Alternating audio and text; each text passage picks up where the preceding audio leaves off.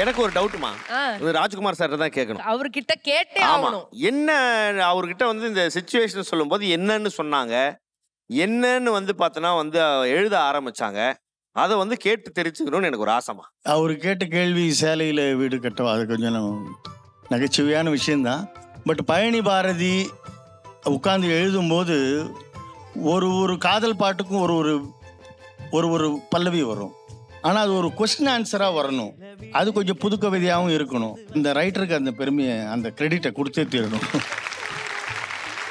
காதல் தான், ஆனால் வேற மாதிரி சொல்லணும். அப்போ அந்த சேலையில் வீடு கட்டவா அப்படின்னு சொன்ன உடனே பெரிய கேட்சியாக இருந்தது. ரெண்டாவது வரிக்கு திணறுக்கும் போது வீடு கட்டியாச்சு, அதுக்கப்புறம் ஜன்னல் வைக்கணுமாப்பா அப்படின்ற நான். அவர் ஜன்னல் வச்ச ஜாக்கெட் உண்மையிலே ஸ்பாட்ல எழுதின விஷயம் அது. டக்குன்னு அதை அந்த கன்ஸ்ட்ரக்ஷன் பண்ணுவாங்க இல்லையா.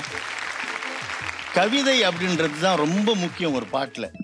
அந்த கவிதை எழுதிட்டேன்னா அந்த பாட்டு சுமாராக தான் இருக்கும். ஸோ ஒரு மெலடியான ஒரு பாட்டு இன்னைக்கு வரைக்கும் அது ஜெயிக்குது. அது ரேடியோ ஹிட்ஸுன்ற பேரில் வருது. விஜய் டிவியில் நான் வந்து பேசுகிறேன் அது.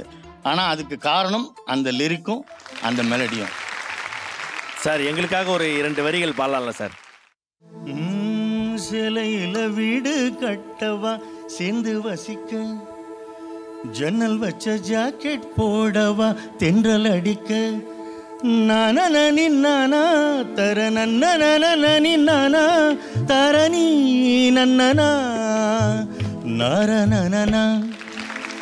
சிலையில வீடு கட்டவா, சேர்ந்து வசிக்க, ஜன்னல் வச்ச ஜாக்கெட் போடவா, தென்றல் அடிக்க.